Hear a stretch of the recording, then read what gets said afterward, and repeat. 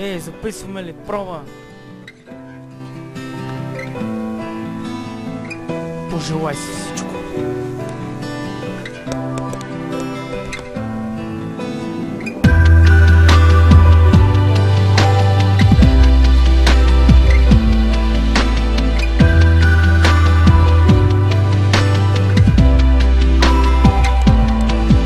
Пожелай си всичко, бейби. За мен не е проблем, за мен си всичко, бейби. За теб съм аз роден, всяка част от мен е, бебе. Започва сред, на тебе посвещавам, мила, целия куплет. Твоят нежен допир прокрадва се в нощта. Мила, обичам те, ти си моята светлина. Моята доброта си ти, моята свобода. Чувствам, че те искам, изливам чувствата. За тебе няма граница и линия с финал. За мен ти си всичко и живота бих си дал. А може да съм груб и неприличен. Искаш ли да видиш, че мога да обичам? Един миг от сърцето си на тебе подарих. Един прекрасен миг, в който самотата победих. Дали просто сънувах или фалшиво се надявах, когато всяка вечер идвах и при теб оставах. И тогава осъзнаваш, че дори не се познаваш. Съжаляваш, но е късно и сега сама оставаш. Искаш да избягаш, няма на къде, аз ще те намеря навсякъде. И тогава осъзнаваш, че дори не се познаваш. Съжаляваш, но е късно и сега сама оставаш. Искаш да избягаш, но няма на къде, аз ще те намеря навсякъде.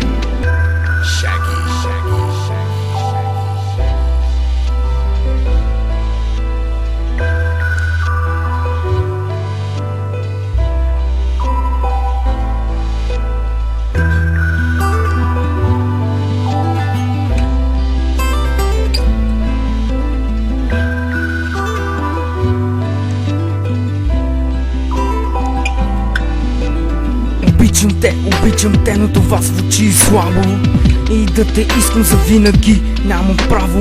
Изпитвам страх, защото ще те загубя, но нали изгрява слънце след всяка буря. Всеки миг, всеки час, всеки ден и всяка нощ. Ти си толкова красива, колкото аз съм лош. Ти си моето момиче, аз съм твоето момче. Ти си малката принцеса, аз съм лошото момче. Понякога си мисля, че живота е игра, в който своята роля ти си изигра. Когато си с някой, ти не осъзнаваш какво е той за теб и как го нараняваш. И тогава осъзнаваш, че дори не се познаваш. Съжаляваш, но е късно и сега сама оставаш. Искаш да избягаш, но няма на къде, аз ще те намеря навсякъде. И тогава осъзнаваш, че дори не се познаваш. Съжаляваш, но е късно и сега сама оставаш.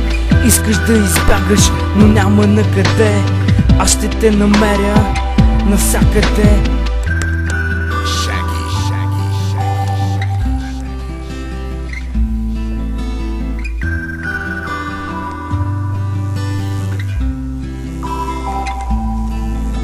В третия куплет ще говоря за раздяла между мен и теб. Мила, любовта е намаляла.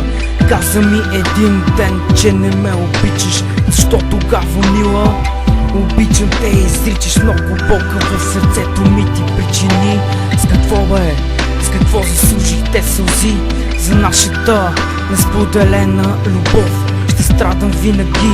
На всичко бях готов, бях готов.